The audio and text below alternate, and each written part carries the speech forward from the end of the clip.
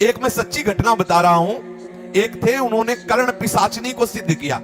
उनके पास सामने कोई आता तो वो कर्ण पिशाचिनी बता देती कि ये अमुक नाम है, अमुक जगह से आया है, अमुक काम के लिए आया है। तो बोल देते तुम्हारा ये नाम है, तुम अमुक जगह से आए हो, तुम इस काम। तो उसके होश उड़ जाते कि पहली बार मैं आया और देखो बाबा ने नाम बता दिया, बाबा ने जगह बता दी, बाबा ने काम बता दिया कि इस काम से आए हो।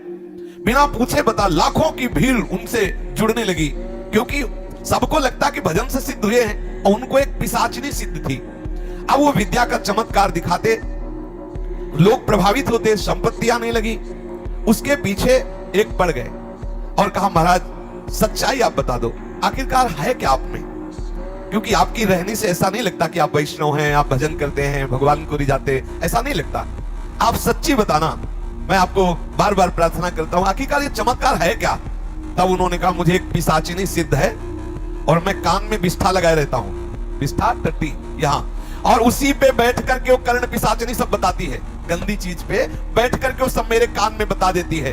उस विष्ठा के स्थान में वो कर्ण पिशाचिनी आके बैठती है और वो हमें कान में सब बताती। कोई भी जब आता है मैं उसका परिचय जान जाता हूं, क्योंकि वो पिशाचिनी बता देती है। तब उन्होंने कहा तुमको भी पता है कि तुम कब मरोगे? वो प्रश्नकर्ता ने कहा तो तुमको पता है कब मरोगे और कैसे मरोगे? कर्ण पिशाचिनी से ये भी तो पूछ लो।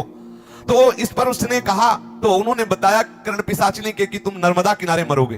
तो उनको लगा कि ठीक है, नर्मदा के तट पर या नर्मदा में मरना, तो गंगा ही है, नर्मदा जी भगवत स्वरूप है। अब जब उसके शरीर शांत होने का समय आया तो वो भागा, लेकिन नर्मदा जी नहीं पहुंचने पाया।